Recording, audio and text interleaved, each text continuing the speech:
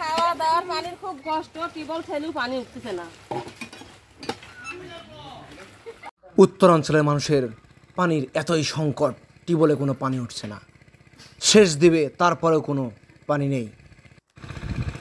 আসলে পানির এতই সংকট, চলেন দেখে আসি কৃষকের মুখে।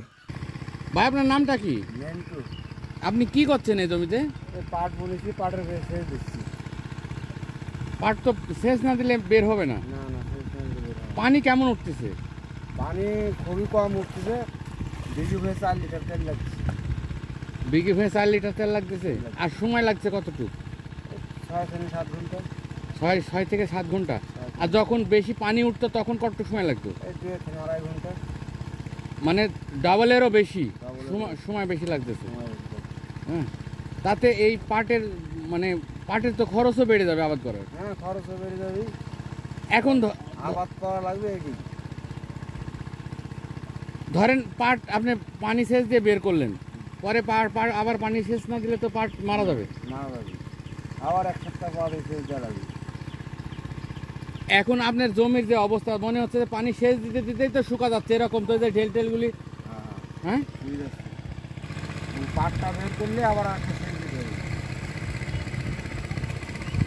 রাত্রে কি পানি বেশি উঠতেছে?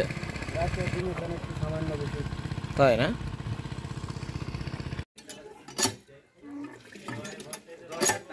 এই জায়গা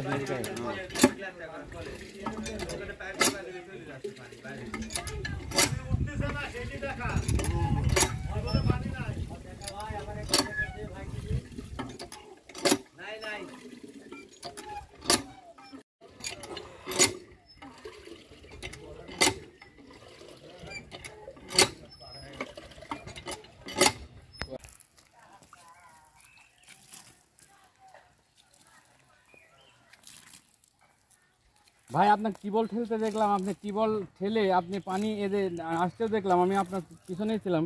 তো এটা কি করছেন ভাই? পানি খুব সংকট, এই পাটের ভয়ে পানি না দিলে তো পাট বাড়াবে না। পানি খুব সংকট, পানির খাতিরে এই কষ্টে এই জন্য কলে করে কাকালি করে নিয়ে আসি, ঘর করে পানি দিচ্ছি। তাতে কি আপনি আশাবাদী যে পাট বের হবে এই পানিতে? এই পানিতে ভাই পাট বেরোবে না বলা যাবে না, তবে নিজে একটু মনে বুঝ দিচ্ছি, দেখা যাক কি হয়।